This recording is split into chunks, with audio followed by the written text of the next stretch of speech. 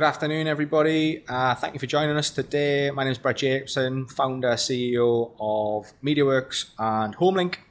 Over the next 45 minutes or so, we're going to be exploring a key challenge that every housing provider in the UK we feel is experiencing today, or certainly the majority, which is how do we reduce avoidable demand, improve tenant satisfaction, drive better services without continually having to increase cost and resource. Across the sector, we feel like housing teams that we're talking to day in, day out are under immense pressure. Some of those, will be you guys on the call today.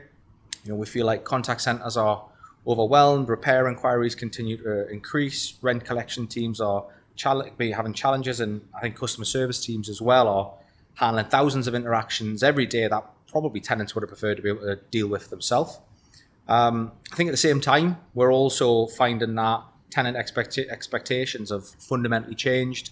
It's no longer what they expect from you guys as an organisation, but it's their experience that they're having with Amazon, the bank, the utility app, and these everyday digital interactions that have now set the bench for what tenants are expecting every digital experience and interaction to be like. So that's what today is going to be about, with the aim being how do we look at supporting you guys, ultimately reducing avoidable demand. Before we do that, some intros. I've explained who I am. I'm Brett, CEO, MediaWorks. Been here 18 years. MediaWorks and HomeLink, 18 months. Dan? Yeah. Hi, everyone. Yeah, I'm Dan. I'm CTO here at MediaWorks. Heavily involved in terms of what we've done within the social housing space and what we've developed with HomeLink as a platform to solve some of these issues that Brett just mentioned, and we'll talk through the rest of the session. Lewis? Yeah, afternoon, everyone. I'm Lewis Wormsley. I'm the commercial lead for HomeLink. Suppose as a bit of context, I do have a social housing background. I worked for an organisation, housing association, for 13 years. So it's a very exciting time. Cool. So why are we here, and I suppose what is avoidable demand? So this is demand created not necessarily because something's gone wrong, but because tenants have not been able to easily access the information they've wanted, track progress, make payments, access documents, but more sort of straightforward everyday tasks that we've not been able to give them the ability to do. So every call, every just checking email, every repeat inquiry, every missed update. So all of these different interactions create cost for you guys as HAs, create frustration for the tenants, and just generally create pressure across organizations that hopefully with a little bit of investment in some smart digital systems we could alleviate. So today what we're going to be looking at is what does avoidable demand actually look like inside an organization?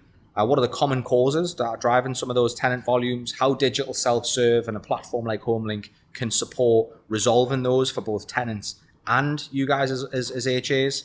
A couple of real examples where we've seen this in practice. And finally, like I say, how platforms such as HomeLink are able to help you guys as landlords create a more connected, proactive kind of digital self-serve. And for us, it's not about just technology for technology's sake. It's kind of like, how can we put something in a really easy, simple to use platform in place that can help you guys and help tenants. So let's get started. And I think the first thing we wanted to cover was the resident roller coaster, which is what we picked up last time we were here. And this kind of describes and maps out what we see as that journey of a tenant's life cycle. Probably where they spend the majority of their time is over to the right, which I think if we just click on the next slide. Yeah. So this box over here is kind of what today's focus is about. Once a tenant's moved in, they're part of an HA, they're living in the property, what is that experience like for them as a life cycle? Yeah, I think so. And I think that's a key bit is, we see different stages of this. It's an emotional roller coaster. It's about all of the stages they go through. It's not necessarily a process workflow.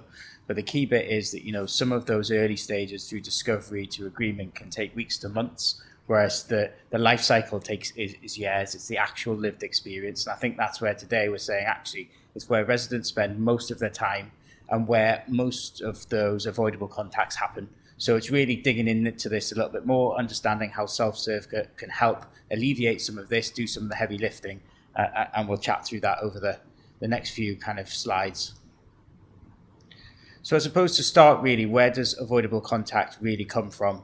And I think there's kind of three core areas. The sources that come from repairs, And that's logging repairs, but also chasing and getting updates on repairs. That is a big part of what is essentially avoidable, and where digital channels can really help. But you can see it from all the data from the Ombudsman. This is the area where we see the largest number of requests coming in from residents. And largely it is around understanding where they're at in terms of that journey right now. So I think, without live tracking, the core option is, how do I pick up the phone? How do I ask where I'm at on the journey? And it's not just a case of having a very detailed saying, this is in progress. They want to understand the stages that they're in, what's next, how can they book in the repair if it's part of that creation process. And every chase repair, is, as we're saying here, is an avoidable contact. It's something that we can let them self-serve, and we can allow that time for someone on the contact centre to spend on someone who needs it. Yeah. I think the other one that's prevalent is rent payments and then account queries. Again, a lot of that is stuff that is just transactional. It's understanding what you owe, what does that look like, but how do we tie it into other areas around things like making it frictionless to pay, but also help resolve some of the queries they've got. How much do they owe? Why do they owe that amount? All of that being digitized, and giving them the ability, in the future to do stuff like flexible payments. How can they do stuff where they can pay more this month, where they might have more income coming in versus next month? So there's areas there where I think there's contacts that we can avoid. And finally, communication. I think in our last session we talked about one of the biggest challenges really is that communication always has a gap. People are wanting more information from the HA or the local authority, but a large part of that is sometimes it's done in massive chunks and they get bombarded with communications, and at other times they don't hear anything. But also those communications aren't necessarily tied to certain events. So having the ability to self-serve gives you the ability to tie it to journeys, tie it to things that are prevalent to what the tenant's going through at the moment, and really give them that reactive content when it matters. Yeah, I think, so I was going to say as well, on all three of those as well, very basic day-to-day tasks that every tenant needs to do, but also highly emotive tasks, like chasing a repair for a problem you've got in your home. That's, this is really emotive for people. Sometimes they're at work, they might not have the ability to do that until after work. That means the hours that you're able to put these chases in, etc. Again, digital self-serve creates that 24/7 opportunity. Rent, communication, again, hugely emotive aspects to people's lives that they need immediate responses on, and clear communication, which, again, if that's being done through traditional channels, can create more frustration. Totally, and I think it's double-sided. There's the side of, people are really emotive when something's not right or they've got a challenge, but equally there is that repair satisfaction and keeping homes in a good repair that is important for the association or the provider. So joining those together is massive. Absolutely, yeah. And I think the information on this screen, it really shouldn't sort of surprise anyone on the call. Like, we know repairs is such a big driver. I mean, we just have to look at the information from the Housing Ombudsman. So when I was doing a bit of research, there's been a 474% increase in repair complaints. And that doesn't tend to come from the quality of a repair. That tends to come from a customer chasing, where am I at with this repair? Yeah. I've had someone to me home 5-6 times now about the same issue. It's these sort of things where the communication completely breaks down and the customers are having to chase. And it's really, really important that there's this two-way communication between the landlord and the customer. It's all well and good providing a digital platform for a customer, but if it's only one way where they can report, not get the information back, that's really driving customers to the phone. Totally. I think that's, the solution, what we've got with HomeLink can really help. Yeah, and I think probably segueing from that is into why do people then default to the phone? Because there has been digitization in the sector. There are people who've tried to put in some solutions to do this, but I think the big bit is really to understand why the behavior needs to be designed around what the user wants, not necessarily based on the systems that you have. Yeah. So I think the easy reason that the phone becomes a default is because it's the path of least resistance. It always works. You've got someone on the end of the phone that's listening to what your challenge are, and they feel like they always get that outcome. And they need to have the same level of information, trust, and value in that digitized solution. Otherwise, it will always go down the route that drives them what they see as the most effective outcome. So I think that is the big one why tenants always rely on the phone. I think there's other areas where you mentioned comms there before. It's kind of this notion that it's not just transactional, it's also informational. How do we provide them key updates along the way that allows them to see what's happening?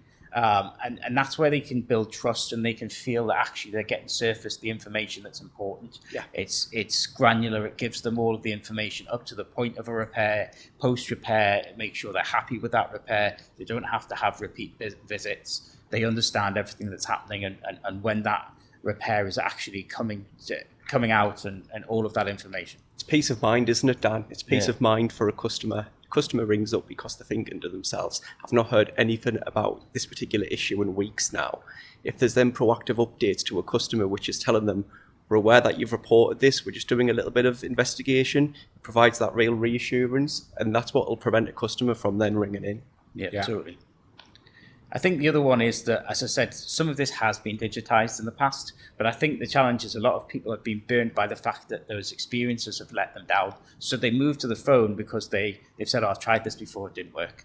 And that's where I think we need to make sure whatever we develop and push out is best in class, and it gives a tenant-first approach to what it does. So they don't just abandon the digitized option and flick back to the phone, because it's already damaged the reputation there of digital. So even if you launch a new one, it's about getting the best in class from the off. Yeah.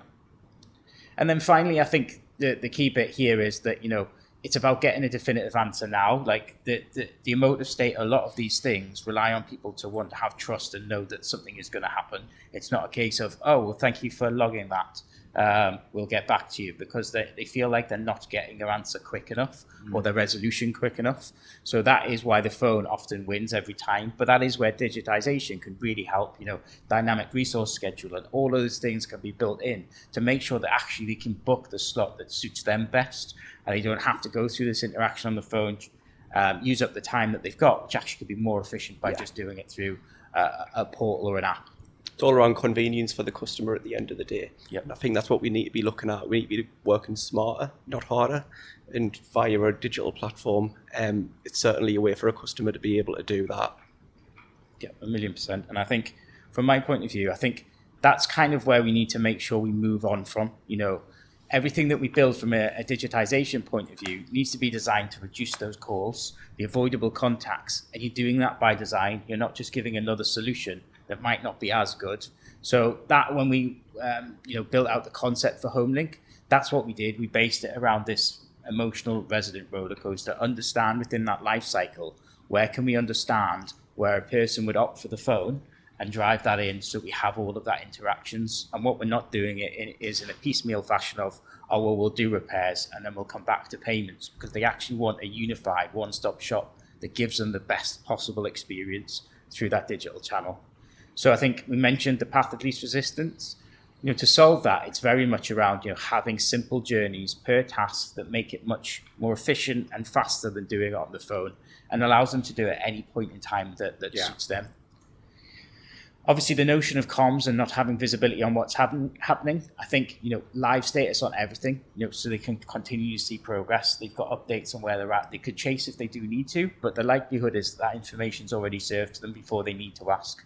And that's a key part of that kind of service design that we've built in as part of the solution. And when we say digital's let them down before, we make sure that we rebuild that trust. And we do that by making sure that every action that we do is tracked end to end. They've got the ability to see everything.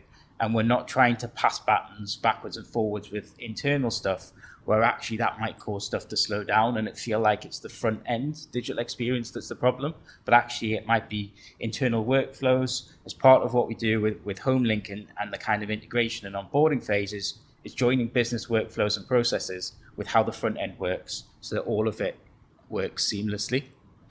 And then the final bit for me is, calling gives that certainty. So we need to make sure that we can do that on the front end. Those proactive updates that we mentioned, closure, things like how do we work in surveys to say, were you happy with the repair process? And that really helps them drive the qualitative feedback as soon as they can, tied to that journey, so we can understand if a user is happy. And it stops them also then going logging another repair for the exact same issue, because they feel like they haven't necessarily got certainty that this is being resolved right now. Yeah. So what we wanted to do was really to just talk through those in a little bit more detail. I think, from a repairs perspective, we can really look at, how we've done this. So we've branded this up for some of the attendees on the call, just so you can see what that would look like. But really what we're looking at here is the ease of being able to report a repair. You can choose what the issue is. You can choose the room that the issue's in. You can give a descriptive view, but also just upload an image, showcase what that looks like. But then when we look at things like resource scheduling, all of that's tied in here and we can have a look. And we have smart filters to say, okay, it's only times around school runs that I can do. Yeah. All of those kind of things allow you to go in and see that. But then again, we can look at things like, the status is in there. We can see some of the tickets that have previously been logged, closed down or outstanding. We can have a look at how that updates on the tickets. And we give them true closure so they can see all the tickets and we can see what's being closed down. And all of the follow-up actions are logged as two-way exchanges where they can see that information. I think it's also important to note as well that within the repair section, there's an option for a customer to click if they've reported the repair before. I really think that just helps the housing association or provider gain a real understanding and a picture around, hang on a second, this customer's reported this for the third or the fourth time. This is something where we need to be a little bit more proactive rather than reactive with what we do here, and do maybe some form of investment rather than let's just, go and fix that again. It's what can we do here longer term? I think that's really key. It's a really important point, and I think it also creates another really valuable data point for HAs, which is kind of quality assurance on subcontractors.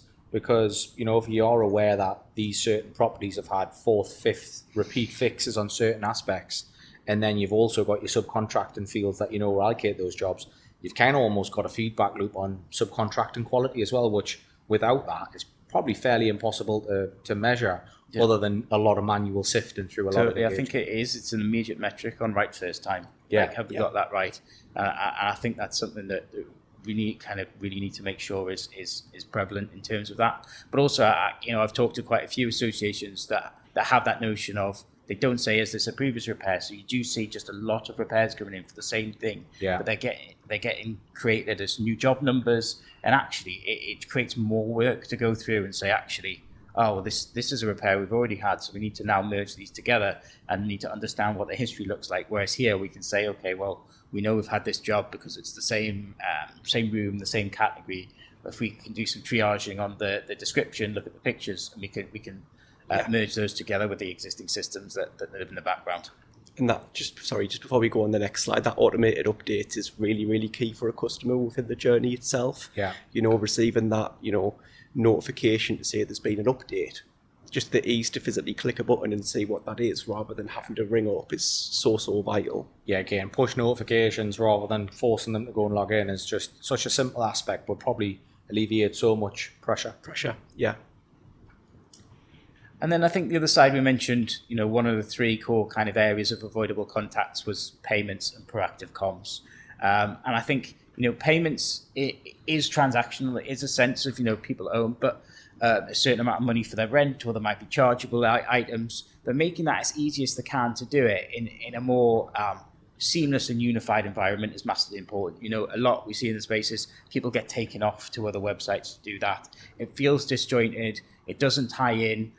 So the key bit is how you use that to allow people to self-serve. But alongside that, there's complementary elements. We need to have things like clear account histories. How do we bring that through and make sure that everyone can see what they've owed, when they've owed it, what they've paid?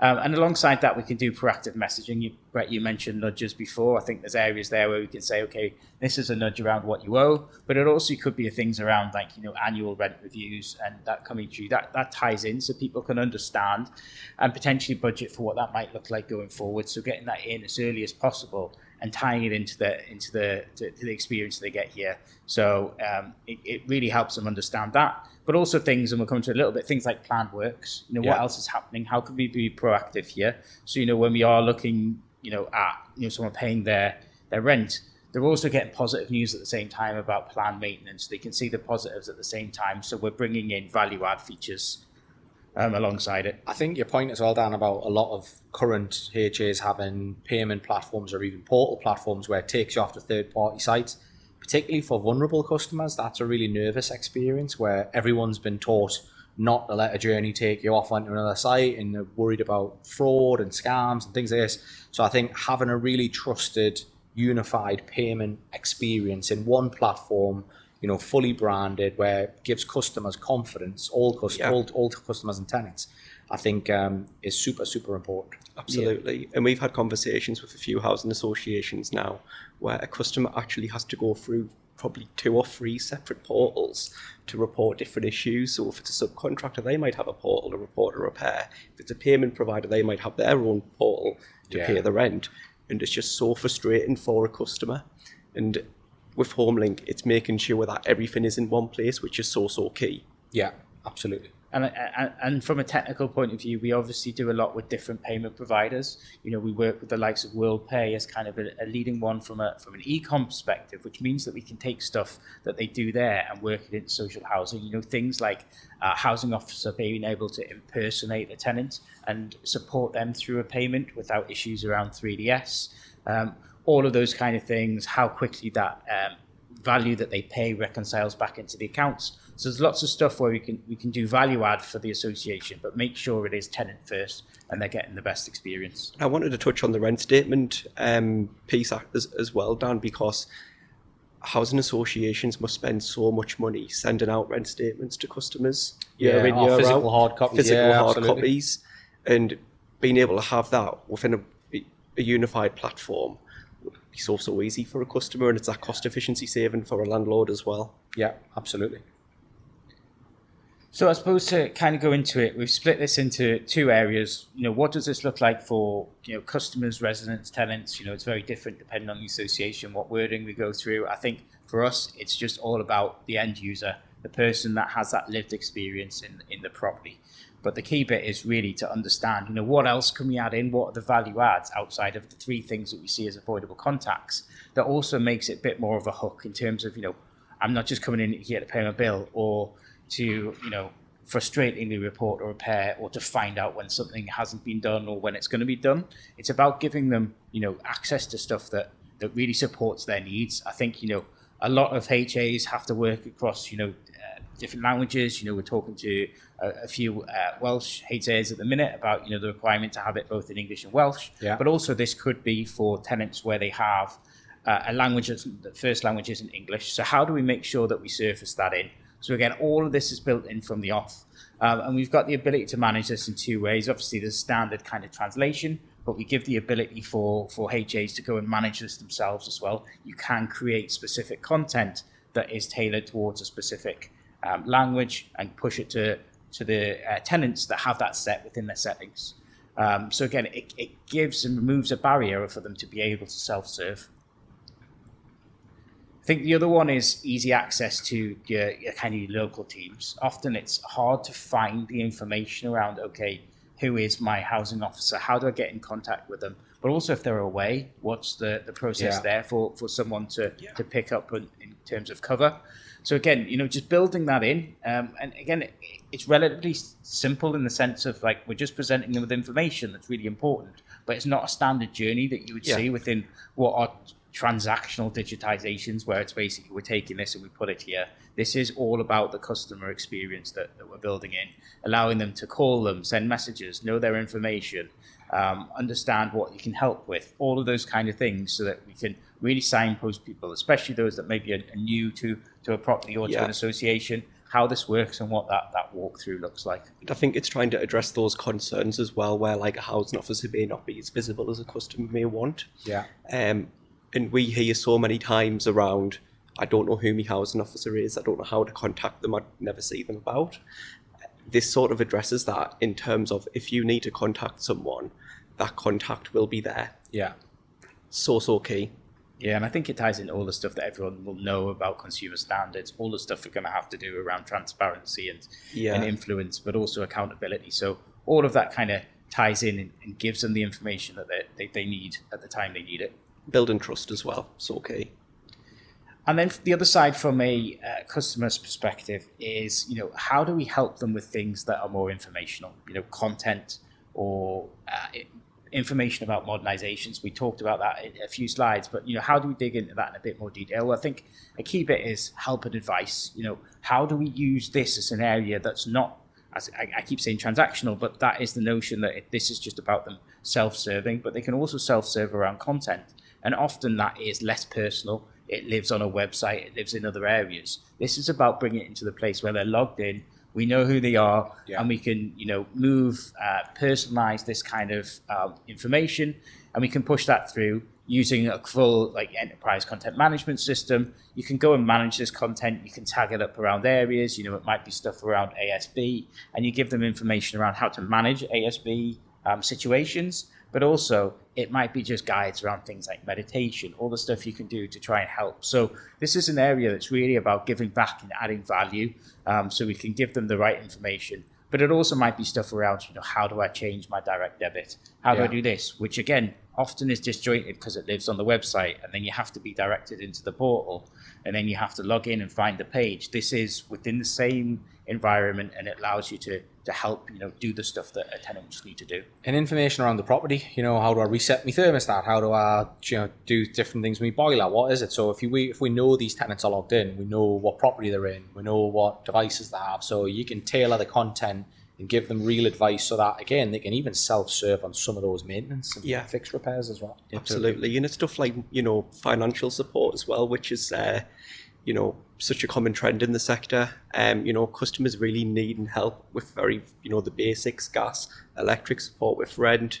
So it's making sure that there's tailored articles there to support with that type of information. And I think the other one is modernisation. There's a lot of work going in terms of retrofits and how we're resolving, different elements within probably aged properties. And I think a big part of that is to understand what that looks like as a kind of program of work, and giving visibility to the tenant in the property or the development they're in to say this is what's happening, rather than necessarily sending out one piece of information, which again has costs for print, sending it through, but also is it going to be lost? And also what happens when there's an update? This gives you the ability to real-time update as things change, push notify them, allow them to see it when they log into the portal, and give them true value around this kind of stuff, so you can go in and see what that looks like. So all of this is about looking at what that asset management plan looks like and work it in for the next financial year or beyond. And that's another area where you're going to see some avoidable contacts. People saying, what are they doing in the street? What's being digged up? This is now say we are proactively telling you what's going to happen, the date is going to happen, and making sure that we're there so that they understand what happens really. Yeah, again, as you say, Dan, it's another really common theme, particularly with contact centres, as customers ringing up and saying, I've not been modernised in a few years. What's going on? When am I next due for a bathroom modernisation or a kitchen modernisation? Putting the information on the platform helps provide them with that upcoming notice around, actually, I might need to start preparing to, tidy my kitchen up because I know that's going to be due for modernisation in the next 6 months. Totally. And I was talking to a guy in the space, and we were talking about, modernization generally is at a kind of a development or a set of different property units, but sometimes it could be in individual properties as well. It could be that, or it could be that someone's boiler is, needs replaced, but actually there's a modernization plan within 6 months to bring in heat pumps. So it's how can we communicate that differently to tenants, so it's not just a one size fits all communication, to say actually what we're doing is we're bringing forward your asset management plan for your property because it makes sense. We shouldn't really be putting in a new boiler for 6 months to then go and swap it out for a heat pump. So actually it has cost efficiencies, but again, we're keeping the tenants abreast of what that information is ahead of time. Yeah. And then from providers, Lewis? So just from providers, I think first and foremost, it's that, sorry, could you pull up the next photo? Yeah, great. Yeah, it's that easy to manage content. So as you sort of alluded on, Dan, it's making sure that content's uploaded, which is going to be relevant to customers.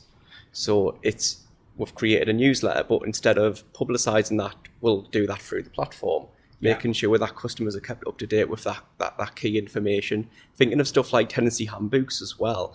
They tend to be quite chunky documents, shall we say, and just being able to upload that to one platform will tend to answer a lot of questions that customers might have, particularly around, repair responsibilities.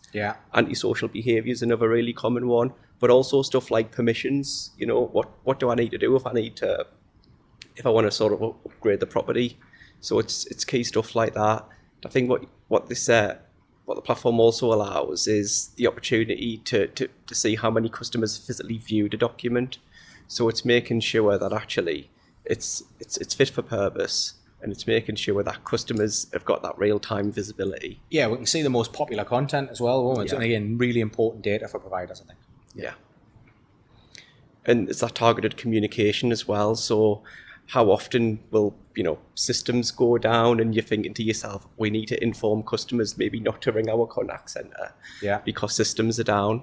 You can put out that targeted communication to everyone, but also just to specific areas as well. So you might have a specific street that's, that the road needs to be closed. You might want to then make that specific street aware of what's going on. So it's been really smart and really clever around the communications that you provide to customers. I think that's it, isn't it? It's back to them push notifications. If we know there's going to be some works in NE21, for example, we can send a push notification to everyone in that area, that property, to say, look, we know there's some works, there's going to be some disruption. You don't have to contact us. We're aware this is the situation. And then equally, because we know who tenants are, we'll know if, for example, they're a parent or there's young children in the home, or it's potentially, people, a vulnerable tenant, and we can send them tailored communications as well based on what we know about them from an attributes perspective, obviously all within the laws of what they're happy for us to use to communicate to them, but on an opt-in basis. But yeah, if you know the more about the tenants we know,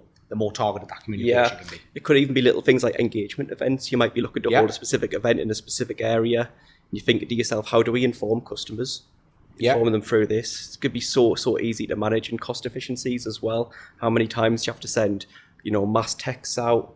Doing it via the platform can really sort of unlock that. Yeah, and you've got the ability to use all of those channels as well, it's worked in, but using your back end. I think integration is a big part of this in terms of, easy integrations, but you're going to have things like, preferred methods of contact that can tie into this as well. We use all of that data that you already collect to do this. This isn't another area where you have to go and set those methods of communication. Yeah. We can do it based on the tenants in those areas and push it out through the right channels. Yeah.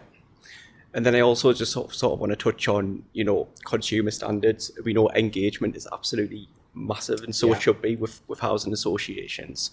And sometimes what you tend to find is HAs sort of engage with the same folk day in, day out.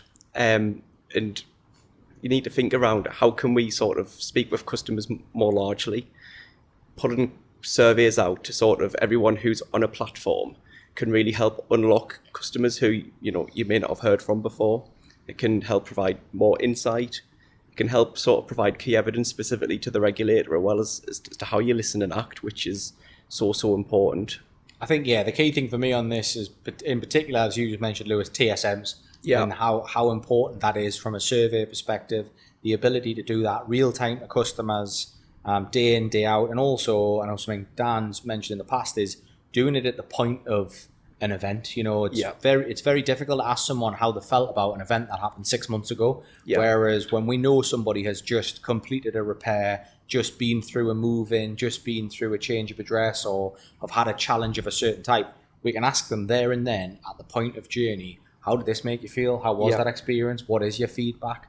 And we can get a lot better quality, I think, feedback in and amongst that TSM networks. I think that's the big bit for me, is that you can make it broad and you can go after that, or you can make it, as you say, tailored to a journey. And we have triggers built in from a technical point of view to say, maybe someone is clicking on tracking a repair. At that point, we can say, rate out of 5 how the repair journey has gone. And we can get true real-time information, as opposed to waiting to, certain points in time where we might push them to another engagement platform that isn't necessarily tied to those triggers. So this gives you the ability to have it all in one place that's most beneficial for the user, because it doesn't feel like they're having to just answer a survey over here. It's just like, okay, here's a box at the bottom right that ties to the thing I'm actually looking at. And given that emotional roller coaster, it makes sense because you capture the most real-time and live information. At the point in time, absolutely. I think it's also evidence in the listen and act piece as well. So as a HA, you might get a large amount of information back from a particular survey. You then have the opportunity to look at, well, what can we do about that? What can we fundamentally change because of what customers have told us? And then you can then upload documents back onto the portal to say, you told us this. Because you've told us this, we have now implemented a new process or a change. It's really, really sort of powerful. Then another thing that I wanted to touch on is sort of portal adoption tracking. So as a HA, You're able to understand how many customers you've got signed up to a platform. Is that increasing week on week? So are we seeing, more adoption the more that the portal sort of goes out? But also, look at what areas are we missing here? What areas do we really need to target to try and get more people onto the platform? It's so key, and it can, give you specific demographic information as well around sort of, what types of ages and demographics are signed up to the platform. So it can be really, really useful. But what's equally as useful as well is sort of the cross-service insight that the portal can provide HAs. So think around what are customers using the portal for? What HomeLink can provide is sort of specific information around, repairs have been up 80% this month on the platform, or we've noticed an increase in antisocial behaviour over the last 7 days.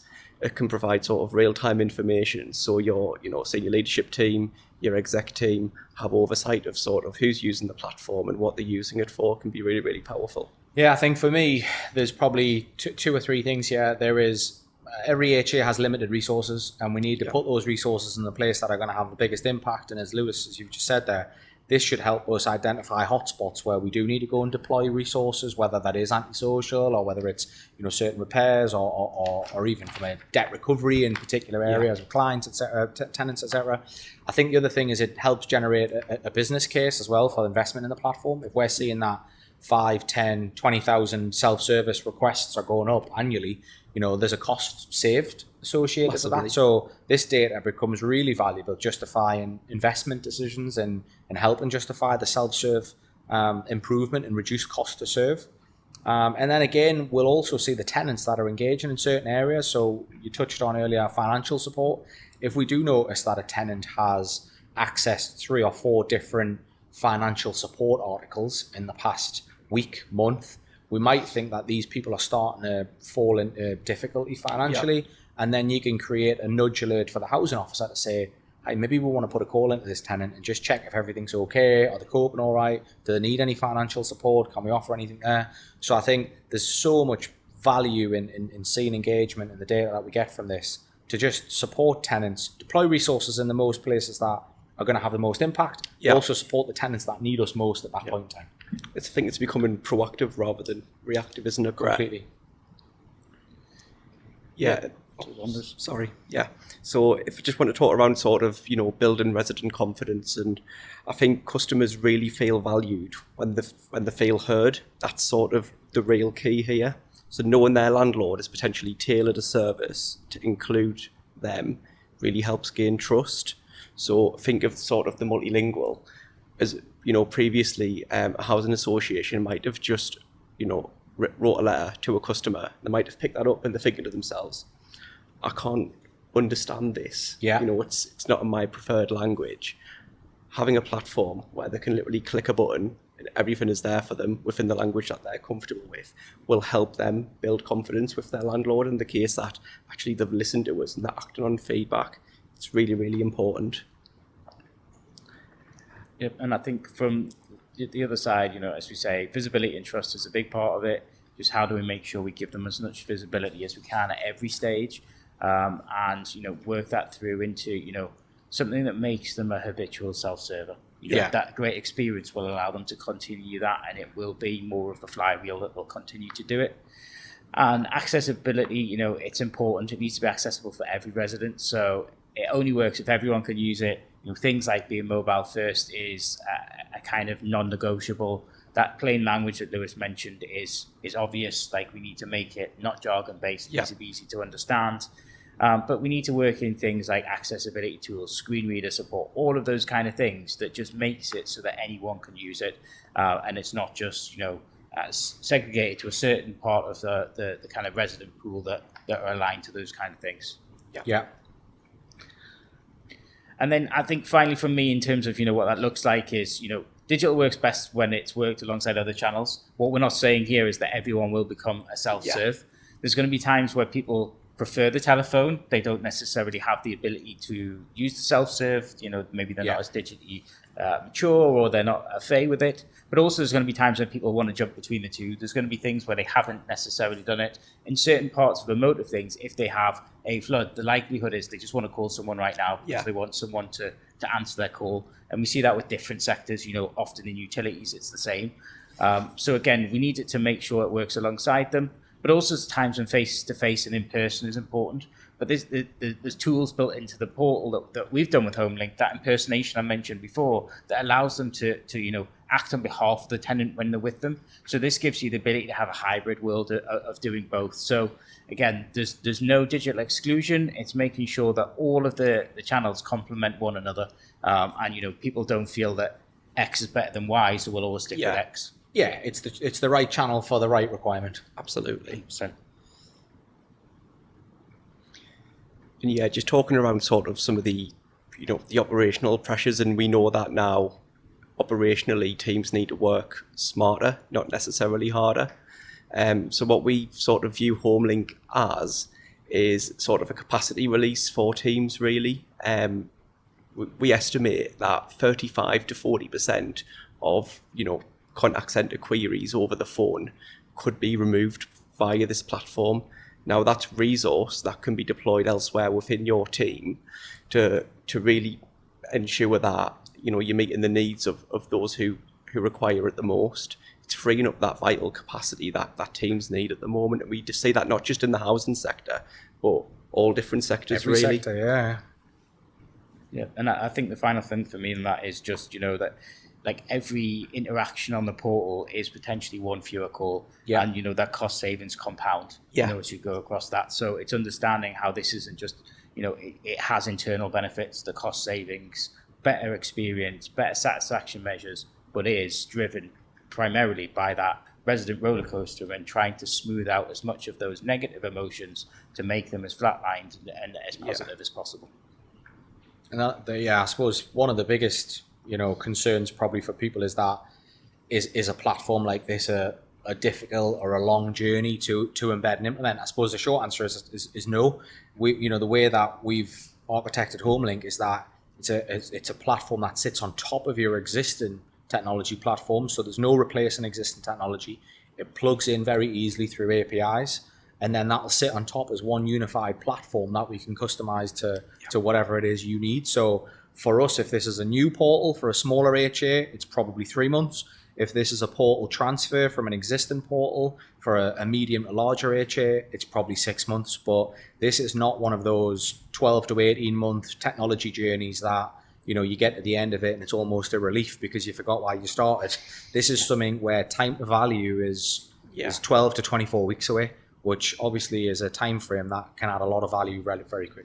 Yeah, 100%. I think that ease of implementation, the secure process with data is living in your back-end systems, the ability to use existing, kind of credentials and people to log in through single sign-on. And also the notion of pilot, you can de-risk by let's roll it out on, 25% of the tenants first, and then we can roll it out on the other 75%. So all of that helps you get to a point where you have a platform that does everything that we've said, but without, a challenge of, as you say, a project that people think is going to take years to bring into the stack. Questions, I suppose, just as we come to the end. Obviously, Lewis will be reaching out to everybody who's been on the call today and who signed up. So again, no doubt you'll have some questions about what we've talked about today. Please, send those in, have those conversations, and we can pick those up on the back of it. I suppose just to kind of wrap up, last slide for me. I don't believe the housing sector has a demand problem. I think we have an access problem. And I think, every call, email, inquiry that is coming into your organization every day is not a complex support request. It's a request for information, update, visibility, reassurance, simple transactions. So this is about access, and it's about providing access. I think when residents can access that information easily, staff has more time, as Lewis said, residents get a better experience. Organizations can focus resources in the place that matter most, and digital self-service, for us is no longer a nice to have. It's a necessity. It's a must have, isn't it? Yeah. It's a core requirement for any modern housing service in our perspective. And I think where we are seeing organizations embrace it, it's not about replacing people, as Lewis said. It's about helping empower people to be more effective, to help your current resources be deployed in the places that matter most, which is I suppose what we want to achieve with HomeLink.